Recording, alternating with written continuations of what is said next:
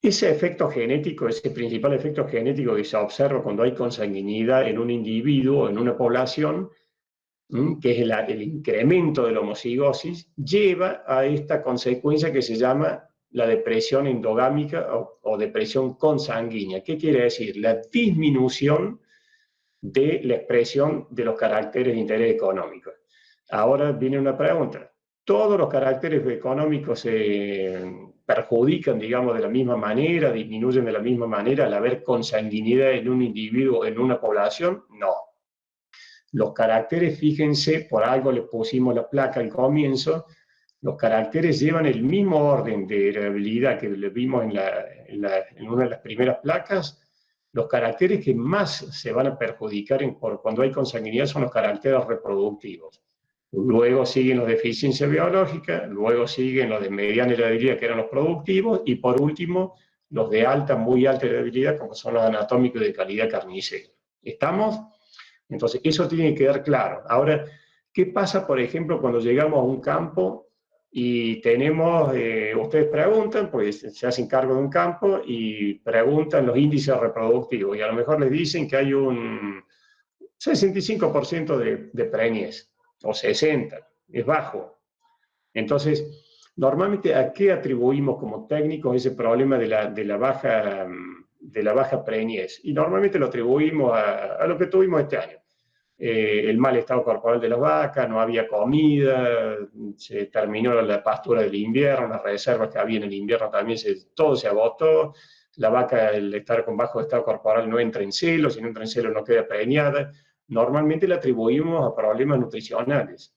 Pero recuerden que como técnicos tenemos que hacer un diagnóstico completo. Entonces, pregunten usted también al productor o al dueño del campo qué porcentaje de toros se utiliza, si los toros se reponen todos los años o no, en el porcentaje que corresponda, si esos toros que se van reponiendo todos los años vienen de la misma cabaña, pero de la misma cabaña a ver si vienen todos de la misma línea genética o no. Porque si el productor les dice que no repone los toros, que siempre va guardando hijos de los toros que tiene él ahí, lo más probable es que ya haya algún problema de consanguinidad. Justamente la consanguinidad, los problemas que nos trae son en caracteres que no son visibles, como son los índices reproductivos. Y por eso los atribuimos a otra cosa como la nutrición. O por ejemplo esto, nos disminuye la longevidad del animal. En vez de vacas de 10, 12 años que siguen dando ternero, ya a los 6, 7 años no dan más. O falta de adaptación. Ya vamos a ver lo que es ahora cuando hagamos cruzamientos, la importancia de lo que es la adaptación. O no tienen la ganancia de peso diaria o la producción de leche diaria que deberían tener de acuerdo a su información genética. Es decir, ya la consanguinidad nos está afectando. Ahora, cuando ya veamos que hay problemas anatómicos, es decir, como vimos la cara del Ray recién, problemas anatómicos, deformaciones, ¿qué nos está diciendo? Que el grado de consanguinidad es altísimo. Es decir, si ya hay problemas anatómicos, quiere decir que también se afectaron en mayor medida los productivos, en mayor medida los eficiencias biológicos y ni hablar los caracteres reproductivos. ¿Está claro? Entonces, fíjense que en general se dice que por eso hablábamos recién, ¿qué porcentaje de genes en común tenemos dos hermanos entre sí? 50. Dos primos, 25. ¿Sí? El tío con la sobrina, a ver ese Felipe que se casó con la sobrina para tener como heredero a Carlos, para perpetuar la rama de los Habsburgo ahí en España. ¿Por qué hizo eso? Porque quería perpetuar su linaje. Entonces, ¿qué porcentaje en común tiene el tío y la sobrina? ¿Qué les parece? Si dos hermanos tienen el 50 y un hermano se casa con la hija de su hermano, ¿qué porcentaje va a haber? 37,5. ¿Sí?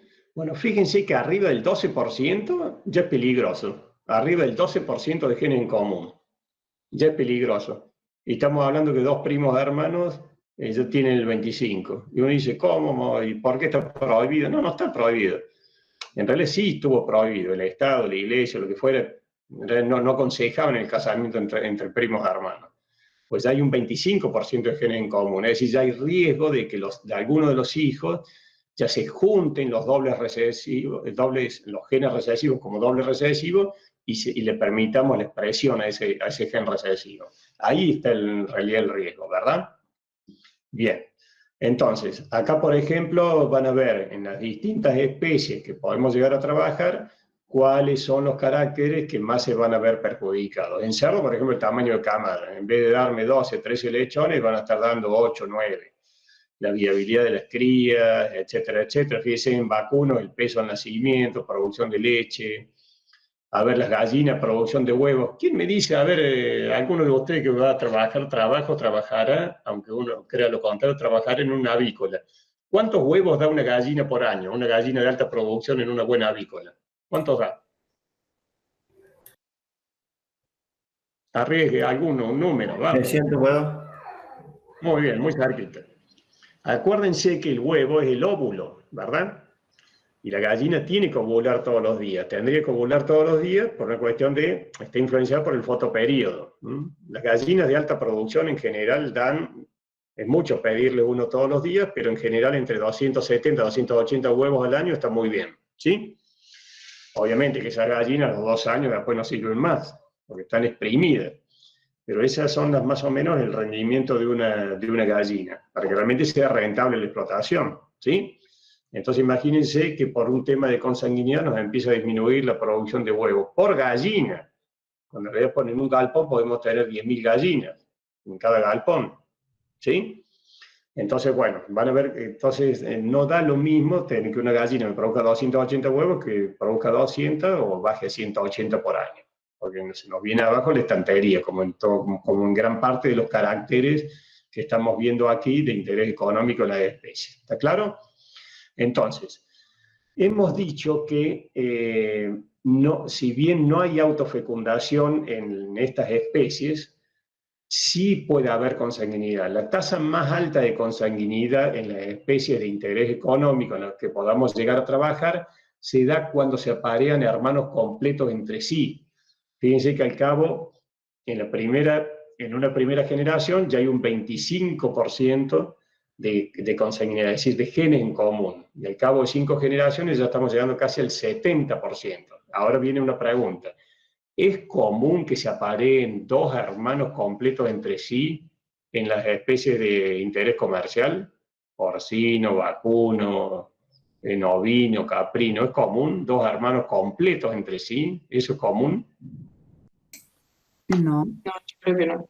Es difícil que justo un macho y justo una hembra vengan del mismo papá y la misma mamá. Es muy difícil. Entonces, si bien la tasa más alta de consanguinidad se da en estas especies cuando se aparean hermanos completos entre sí, lo más común que se dé es cuando se aparea un padre por su hija, que es el segundo caso. Entonces, esto sí es más común. Entonces, si bien el apareamiento, la tasa más alta se da cuando se aparean hermanos completos, el que sigue, que es un padre por su hija, sí también es lo que normalmente puede llegar a ocurrir y sí ahí nos da también un grado de consanguinidad muy alto. ¿Eso puede llegar a pasar? Y sí, si supóngase que tenemos no sé, 5 toros y seleccionamos un grupito de terneras que van a ser el año que viene los futuros vientres, a lo mejor justo al año siguiente uno de los padres justo se apareó con una de las hijas, ¿sí? Entonces, el caso más alto de consanguinidad se da entre apareamientos hermanos, que no es lo que comúnmente ocurre, pero sí un padre por su hija. Esto puede llegar a ocurrir. Entonces, ¿cómo podemos evitar la consanguinidad? Y ustedes me van a preguntar, ¿y para qué vemos consanguinidad? La consanguinidad la vemos porque en realidad es una técnica que utilizó el ser humano durante miles de años. Imagínense que uno va a comprar un reproductor a una exposición y paga en este momento un toro puro controlado, puro registrado, en este momento puede costar alrededor de, no sé, 200.000 pesos.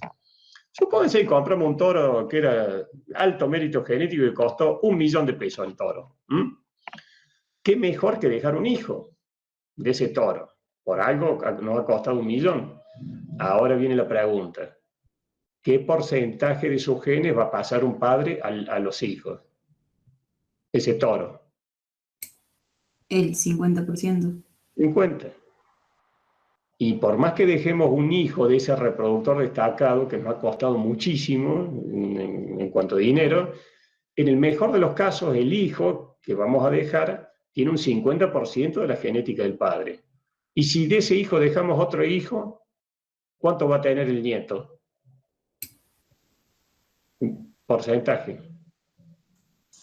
Un cuarto. 25. 25 solamente. El otro 75% de su información genética no es de ese reproductor que nos costó 1 millón. ¿Estamos? Entonces, el ser humano durante miles de años, cuando veía un reproductor destacado, decía, ¿qué mejor que dejar un hijo? Estoy tratando de perpetuar esos genes favorables, ¿sí? Pero ocurre también que estamos pasando esos genes, pero estamos pasando también los genes perjudiciales, que suelen ser los genes recesivos. Entonces, dejamos un hijo de ese reproductor, de ese hijo dejamos otro hijo. Hay muchos campos que hasta hace pocos años atrás van dejando terneros de la propia producción como futuros reproductores. O pasa en la actualidad. ¿Con qué pasa en la actualidad? Con los que se llaman los ganaderos de subsistencia. Ustedes imagínense que cada vez va disminuyendo el número de productores ganaderos en Argentina, y no solamente eso, sino que el 70% de los productores ganaderos en Argentina tienen menos de 200 cabezas, y 200 cabezas no significa 200 vacas, cabezas. Ahí abarca toros, vacas, vaquillonas, terneras de reposición, el ternero macho, lo mejor que lo guardamos para engordarlo, son 200 cabezas en general. 70% tiene menos de 200 cabezas. Entonces puede pasar, imagínense ganaderos de subsistencia que tienen 30, 40 vacas, 50 vacas. Supónganse que tienen 40 vacas. ¿Cuántos toros tendrá un productor de subsistencia? ¿Cuántos tendrá? 1 o 2 toros, ¿verdad? Entonces, le podemos decir, ahí tenemos una obligación como técnicos en lo que hace la responsabilidad social frente a la sociedad. ¿Le podemos decir a ese productor de subsistencia que compre un toro puro controlado y lo cambie ya? Que no deje hijos, que cambie y vaya a comprar un toro de 200.000 pesos. ¿Es fácil esa solución? ¿Verdad que es difícil? Pero sí podemos darle una solución y tenemos la obligación de dársela. Le podemos decir, mira, aquí en la zona hay un fulano que también tiene un toro o 2 toros. ¿Qué te parece si le damos este toro y traemos el toro de allá?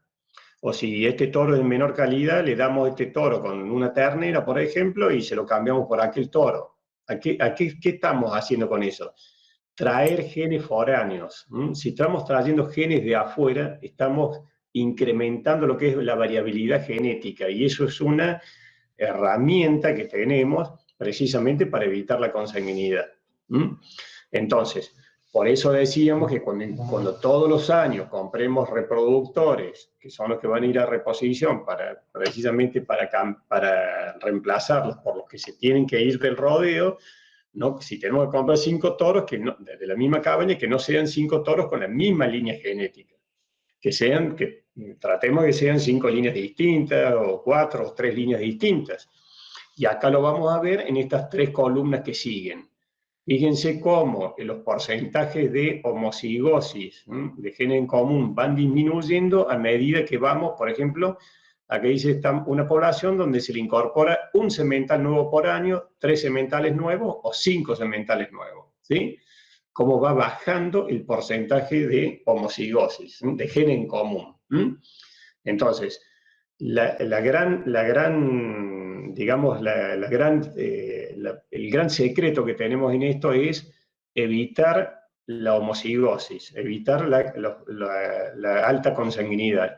¿Y eso cómo lo hacemos? Manteniendo variabilidad genética. Entonces, si las poblaciones son chicas, tenemos que tener un poco más de cuidado que si las poblaciones son muy grandes. Entonces, trayendo variabilidad genética, vamos a evitar la consanguinidad. Y ustedes me dicen, pero bueno, y le seguimos viendo la técnica como de consanguinidad, ¿y para qué? ¿Saben por qué? Porque hay 4 especies donde ya se ha decodificado completamente el genoma, que son el ser humano, el bovino, el cerdo y el mono, y después otras especies menores, pero digamos de la mayor importancia. El bovino tiene 22.000 genes, el ser humano tiene casi también 22.000 genes, o sea, muy parecido. Entonces está totalmente decodificado, ya se sabe en qué cromosoma, de qué par de cromosómico están, por ejemplo, los genes que afectan el peso al nacimiento, o la ganancia de peso, o la terneza de la carne. Ya se sabe dónde están ubicados. Se ha decodificado completamente. ¿Qué es lo que no se conoce todavía en su totalidad? El funcionamiento de todos esos genes, de todo el genoma. Eso es lo que todavía se está trabajando. Pero en pocos años más ya se va a poder trabajar muy bien con todo el genoma.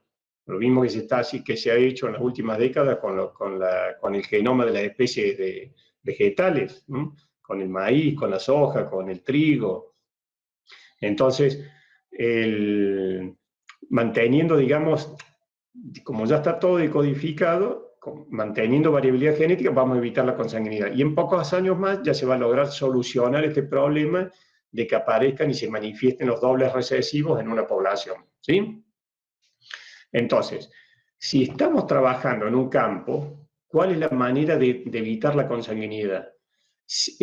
No podemos muchas veces saber si hay muchos genes recesivos o pocos. Supongamos que caemos en un campo y tenemos que empezar a asesorarlo. Tenemos que tratar de detectar si no están todavía manifestados, si ya el grado de consanguinidad no es alto, es decir, todavía no se detectan defectos anatómicos, es decir, simplemente se han deprimido los caracteres reproductivos o de adaptación, tenemos que igual tratar de mantener la mayor variabilidad genética posible. Y entre ellos tenemos que tener mucha habilidad para seleccionar. Y seleccionar, acuérdense que dijimos lo mismo, o sea, es nosotros decidir qué reproductores incorporamos y qué individuos eliminamos de la población. Porque en función de eso, individuo que se va son genes que se van, y se van para siempre, pues lo estamos vendiendo, sea la vaca de descarte, sea la ternera de reposición, ni hablar la ternera, pues la ternera a lo mejor era buena para algunas cosas, no tan buena para otras, pero si seleccionamos mal esa ternera, estamos eliminando todos los genes que esa ternera se va. Y obviamente el tamaño de la población. Si el tamaño de la población es grande, normalmente podemos quedarnos un poco más tranquilos, porque hay más variabilidad genética. Si los tamaños de población van disminuyendo, ahí tenemos que tener mucho cuidado. A mí me tocó en la profesión, y les digo por qué, porque en realidad después nos sucede, por eso mismo estamos en sistemas biológicos. En el año 2014, 15 y 16 se deprimieron, es decir, tanto los precios de los granos como los precios ganaderos. Es decir, los campos mixtos no había había que hacer maravillas para mantener la rentabilidad de la explotación. Entonces fueron 2 años seguidos donde tuve que guardar terneros de los propios reproductores porque no podía comprar toros. Entonces, ¿cuándo uno se puede dar ese lujo, entre comillas? Lo ideal es siempre reponer y siempre traer variabilidad genética de afuera. Pero ¿cuándo uno se puede dar ese lujo, entre comillas, de dejar terneros, los mejores obviamente, de los propios reproductores que tengo en el campo? Es decir, le dicen a los empleados, ustedes, ese ternero no lo castren, que ese lo vamos a dejar como toro, aquel también, ese no, aquel sí, vamos a dejar esto. ¿Cuándo uno puede darse ese lujo? Cuando hay variabilidad genética. Yo ya sabía que en los últimos 15 años había estado permanentemente comprando toros, permanentemente, y de distintas cabañas dentro del biotipo de animal que necesitaba ahí en el campo. Entonces, cuando llegan ese tipo de ocasiones, que no es lo ideal, pero ocurren, ahí podemos darnos, entre comillas, ese lujo de decir, bueno, este año no tengo para comprar, voy a dejar hijo de la propia producción. ¿Está claro?